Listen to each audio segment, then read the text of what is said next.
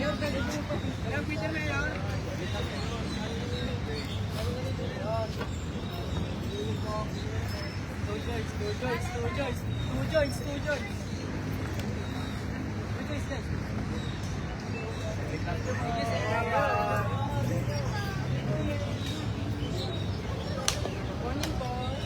boss.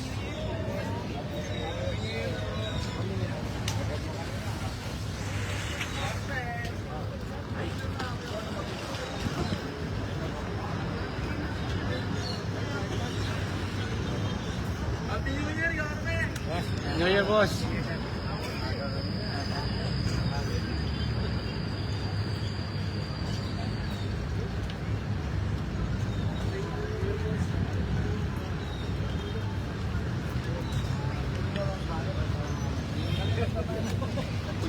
Magandang araw po sa lahat.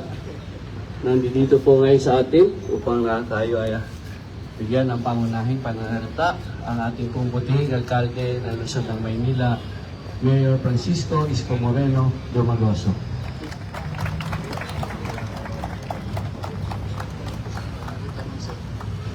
Hi, good morning to everyone. Happy New Year! Pasensya na kayo, balagong na naman kayo. Talagang ganun, wala naman ibang aasahan ng tao kundi ang pamahalaan, no? Tayo'y bahagi ng pamahalaan. Madalas mas kasama natin ng tao kaysa ang pamilya natin, lalo na sa mga ganitong okasyon. So, umaasa sa atin ang taong bayan. But then again, we need to do what we have to do.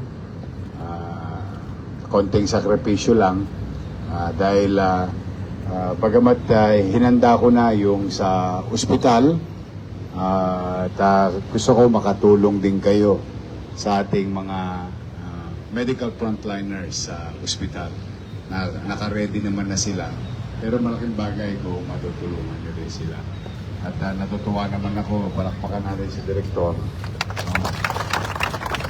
Naka-set up na yung ibang papupunta natin. Kasama pa natin dito ating mga tropa. So, tulong-tulong lang at mag-ingat kayo dahil siyempre, I hope walang lalabag sa batas katulad ng isang binatilyo ng isang gabi. Nagpaputok ng baril. Ayun, nakulong na kagabi. Nahuli na natin kagabi yun. Yan, nagpaputok ng baril. Nadali siya kagabi. Ngayon, mambagong taon niya, sa bintana na lang. Sa bintana ng preso, silip ko yun, kuboto. Kasi ayaw lang maniwala, gusto pa nila subukin ng pamala. But anyway, nandiyan na yan, wish ko lang na ligtas kayong lahat at maging malusog kayo, maayos, at maging ligtas ang lahat ating mga kababayan. Ayun, makinig din sila sa panawagan ng pamahalaan. So muli, on behalf of the people of Manila, thank you for your service. Thank you for your sacrifices. But kailangan natin gawin yung dapat natin gawin. So, mag-iingat kayo. Happy New Year! Thank you very much, Director. Thank you very much.